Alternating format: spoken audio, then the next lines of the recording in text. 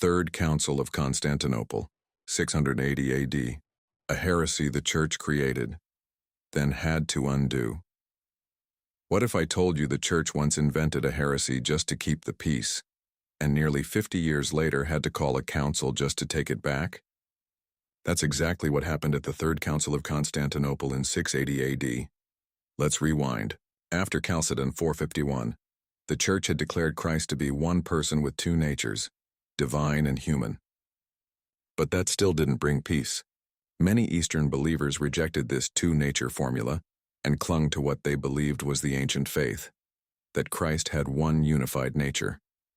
So in the 600s, some church leaders tried to find a middle ground. They started teaching that yes, Jesus had two natures, but only one will. That way, maybe both sides could agree. This idea was called monothelitism, meaning one will. It wasn't in Scripture. It wasn't taught by the apostles, but it was politically convenient. Fast forward to 680 AD, the theological compromise was falling apart. More and more bishops, scholars, and entire churches were raising alarm. If Jesus had a full human nature, wouldn't he also have a human will? Otherwise, how could he truly represent mankind? So Emperor Constantine IV called the Third Council of Constantinople to settle it once and for all. The result? Monothelitism was condemned as heresy. The council affirmed that Christ has two wills, divine and human, working in perfect harmony without division or confusion.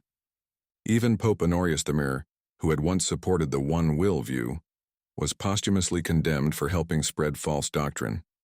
So once again, a theological compromise had to be walked back, not because of culture or politics, but because it didn't line up with truth. And the Church had to publicly admit it got it wrong. Keep following this series because the more we examine these councils, the more we're forced to ask, was it truly about defending the gospel or maintaining the system?